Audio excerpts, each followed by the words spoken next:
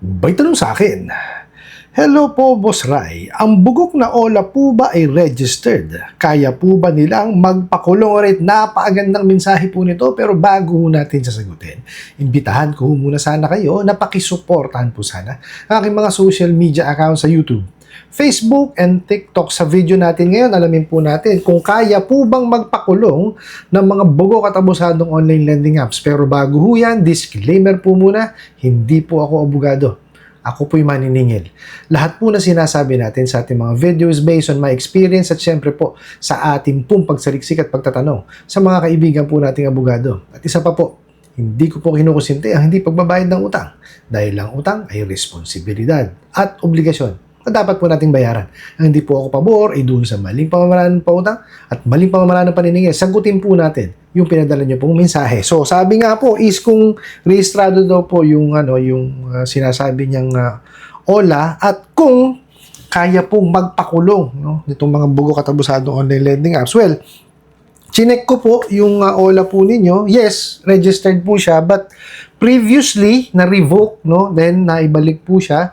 Ito po yung sikat na OLA na meron na 7 yata na OLA. Okay, so registered po siya, yes. Okay, but hindi ho lahat ng rehistradong online lending apps matino. Meron pong mga bugok dyan. Okay? So kaya nga po ang SEC is inilift na po, Actually, today yung effectivity po ng lift ng moratorium sa mga recorded online lending platform, and syempre may mga may mga revisions and talagang hinigpitan. Okay? Gagawa ho tayo ng separate video dyan para po maintindihan po natin. So, sagutin muna natin itong pinadalang mensahe sa atin. So, yun nga pong OLA is registered, and then ang tanong kasi is kaya po ba nilang magpakulong? Okay, meron po kasi tayong batas dyan. Okay? Para po maliwanag. Okay? So, ayon po sa 1987, Philippine Constitution po natin, no person shall be imprisoned for debt or non-payment. So, mapakaliwanag po na wala pong nakukulong sa utang. Pero, may exemption po doon. Okay? Kasi po, syempre, hindi ho naiiwasan na meron tayong mga kababayan, na gumagamit po ng panloloko at panlilinlang. So, ang kaso po noon is estafa. Okay? Ang sinasabi ko po panloloko at panlilinlang is yung sinadya po nilang, let's say, baguhin yung information nila, magpasa ng peking dokumento. So, yun po is panloloko at panlilinlang para po mapaboran sila na makapag-loan. Okay? So, pag napatunayan po yun, meron pong chance na masampahan po sila ng kasong estafa. Kasi po, ang sinasampahan po ng kaso doon, ang pinaparusahan doon, is yung panloloko at panlilinlang. Isa po yun. Pangalawa po, is yung pagpapatalab po ng cheque. So, BP22. So, kung alam nyo naman po na yung inisyu yung cheque is kulang sa pondo, walang pondo, or close account na, pero inisyu nyo pa rin, ayan. Okay? Meron pong may kaso pa rin yan, yung BP22, may kulong din po yun. Okay? Tapos meron pa po yung Republic Act 8484. Isa to sa mga laging pinananakot itong mga bugok at abusadong online lending apps. Ito po kasi yung yung talagang sinasadya nyo na magtago, Kumbaga, iniiwasan nyo yung paniningil nila by pagpapalit ng contact number o di kaya pagpaglilipat ng address na hindi nyo sinasabi sa kanila. So, yon? Pinipresyon po yun na, tawag dito, panloloko po at panlilinlang din. Deceit din siya. Kaya wag niyo yung gagawin yun. It applies to, to credit cards yun. Okay? Kadalasan yun applied sa credit card. So, sa mga OLA po kasi, pagka ang usapan is hindi pa lamang po nakakapagbayad ng utang, may karapatan naman po talaga silang maghabla. Okay? Ano po yan? Civil case po yan. So, maaari po silang collection na for sum of money kung more than 1 million. Ngayon po, kung yan is 1 million pababa, small claims naman po ang nakaka-under po dyan. Okay? So, syempre, pagka OLA, 1 million pababa po yan. So, yun po ang maaari nilang isang pangkaso. Pero, syempre, hindi naman po pwede na Nag-default ka ngayon, hindi ka nakabayad ngayon. Bukas, sasampahan ka na kagad ng kaso. Hindi po ganun. Okay? May proseso po yan. Okay? Dapat po yan, in-exhaust muna, no, nung lending or nung nagpautang or in our case, nung OLA, yung kanyang effort na masingil. Yung sa tamang paniningil po, ha? Yung sa maayos na pakikipag-usap. Hindi po yung nanghaharas. Hindi po yung nagpapanggap. Hindi po yung disoras na ng gabi, naniningil pa. Okay? O di kaya, manloloko pa sila na sasabihin nila, pupunta sila ng barangay. Hindi ho ganun ang paniningil. Maaari naman po makipag-usap. Pwede naman po mag-offer ng, ng mga payment plan or payment options. Okay? And then, pag talagang hindi uubra, magpadala ng demand letter. Kasama po yun sa proseso. Kasi po, pag nagpadala po ng demand letter at hindi tumalima doon sa demand letter, okay, that's the time na po pwede na pong maghabla, no, yung pong OLA or yung mga lending companies. Okay, pero kagaya na sinabi ko po, no, hindi po porkit rehistrado ang isang OLA, matino na po, hindi po. May mangilan-ngilan po dyan, no, na talagang umaabuso pa rin. Hindi lang po sa koleksyon, no, hindi lang po doon sa paniningil, pati po sa interest na ipinapataw po nila at dun sa mga other charges na kinakaltas po nila. No, kaya po yung mga yan, most probably, hindi po maghabla, no, sa korte. Kasi po, malamang sa malamang na mabalikan po sila or mabaliktad. Kasi po, tingnan nyo ha, maghahabla sila sa korte ng small claims. Pero yung interest po nila ay pagkataas-taas. Napakalaki nung kinakaltas nila. Diba? Tapos, nangaabuso sila. So, siyempre, papaboran po tayo ng korte.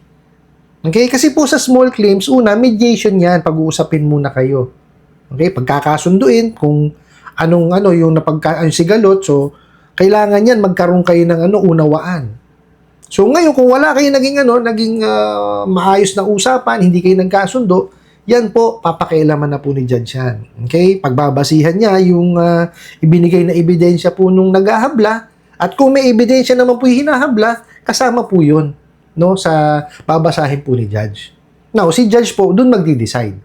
Kung nakita po ni Judge na mayroon pong ginawang kalokohan o hindi maganda, no, yung naghahabla or yung OLA, mas malamang pumabor po yun, no, dun sa sa hinabla. Pero hindi ho natatapos dun yun kasi syempre meron pa rin dapat bayaran.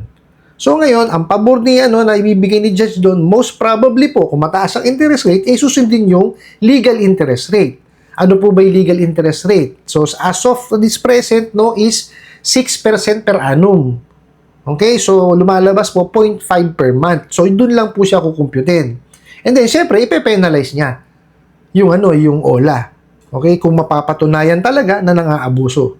Okay? May mga may mga corresponding na kaso rin silang po pwedeng ihabla doon. Okay? So, kaya hindi ho basta-basta na po pwede silang maghabla. At yung kagaya na sinasabi nyo, magpakulong. Kasi nga po, may batas po tayo dyan. Diba? No person shall be imprisoned for debt or non-payment. Okay? Pero, hindi naman ho ibig sabihin yan na hindi natin babayaran, no, yung ating nahiram. Kasi, it's our responsibility to pay. Diba? Kasi bakit? Nagamit pa rin naman natin yung pera. Okay? Kaya ho lagi sinasabi ko, no, pagka po tayo nakahiram, no, dun sa mga hindi rehistrado, kung magkano lamang po i-disburse, yun po yung ibalik po ninyo. Now, kung yan po yung registered, kagaya po nito, rehistrado, meron tayong nahiram, makipag-ugnayan po tayo sa kanila. Kausapin po natin. Ngayon, kung sila po ay mga haras pa rin, mawawalan nga, ay, yan natin, santabi natin. Kasi tayo gumagawa tayo ng effort diba, to pay them. Kasi, mali yung yung connotation or mali yung laging iniisip ng ibang mga nanonood po sa atin na ayaw magbayad po ng ating mga mga nanonood or mga nangihiram sa OLA. Hindi po. Kaya nga po napupunta sa tapal system Kasi po gusto nilang bayaran. It's just so happen na wala pang kakayanan magbayad, medyo nagipit, di ba? So ang gagawin ngayon, pupunta doon sa tapal system, manghihiram sa iba, ibabayad doon sa naunang nahiram. So ganun po ang nangyayari, di ba? Kaya nga sabi ko, itigil yung tapal system kasi po walang mangyayari doon. Okay, tapos nga po pala si Congressman Jokno po is may panukala po Ito po ay panukala pa lang. Ito po yung Anti-Online Lending Abuse Act or House Bill number 10366. Okay? So, ayon po doon is ipagbabawal yung sobrang taas na interest. Okay?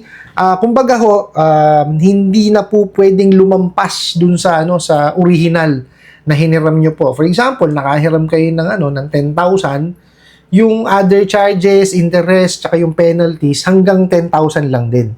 So, ibig sabihin, ang kabuuan na po pwede nyong bayaran is hanggang 20,000 lang. Hindi yung kagaya nung iba na nahiram nyo is 10,000, umaabot ng 100,000. Diba? Sobra-sobra naman ho na talaga yon. So, isa ho yun dun sa kasama sa panukala. Tsaka po, yung oras po ng paniningil is ililimit po doon sa panukala na yon na office hours na lang po. It's 8 to 5. At saka hindi po pwedeng kontakin yung mga ninanakaw nila sa contact list ninyo. Yung kagaya mga kaibigan, office mate, mga boss. So, hindi ho dapat talaga yun tinatawagan. Kasama ho sa panukala yun. Tapos, yung pangatlo po is magtatayo po ng Victim Compensation Board. No? Hindi ko lang alam kung sino po ang hahawak nito, pero most probably SEC. So, according to that is parang tutulungan po yung mga naabuso na maparusahan, no, yung mga bugo katabusadong online lending app. So, syempre, ito po ay pa lang panukala pa lamang ito. Kung papalarin at maging batas, ayan, yun po yung mga mga ilan sa mga nilalaman po ng panukala. So, actually may mga batas naman po nakalatag na. Okay, it's just a matter of using it, mapatupad, magkaroon ng pangil. Okay, and SEC ngayon is talagang gagawin yon. Base nga dun sa paglilift ng moratorium, talagang hinigpitan. Kagaya ho ng sinabi ko is gagawan ho natin siya ng separate video para po maintindihan natin kasi napakarami po noon. No, ilang pages po siya, hindi natin kaya isingit dito sa video natin. So kailangan talaga siya paglaanan ng isang video. Now, dun po sa nagpadala ng mensahe na to, yes, registered po yung nahiraman nyo pong OLA and hindi po kayang magpakulong yung mga yan. Not unless, ginawa nyo yung mga nabanggit ko kanina. Okay? Kaya make sure po na wala pong panluloko at panlilinlang. Tsaka, kagaya ho na lagi ko sinasabi, i-assess po muna natin yung sarili natin. Alamin po muna natin kung may kakayanan talaga tayong magbayad bago tayo manghiram. Kasi po itong mga bugo katabusadong online lending apps, bigay lang ng bigay yan. So inaabuso nila yun yung meron silang pera, bigay lang ng bigay. Tayo naman, syempre, yes, naiintindihan ko, nangangailangan tayo, pero hindi naman to the point na alam natin sa sarili natin na wala tayong trabaho, estudyante tayo, tapos manghihiram tayo. So, instead na makatulong yung nahiram na yun, dadagdag lang yon sa ating isipin. Ano po? I hope nasagot ko po itong katanungan na to at sana po'y makatulong. Maraming salamat po sa inyong walang sawang pag-support at panonood sa aking mga video. Maraming salamat po sa inyong pag-like, pag-share, pag-comment at pagtatanong. And kunin ko na rin po itong opportunity na to na imbitahan po sana kayo na pakisuportahan po sana ang aking mga social media accounts sa YouTube, Facebook, and TikTok. Hanggang sa muli po. Yun lang!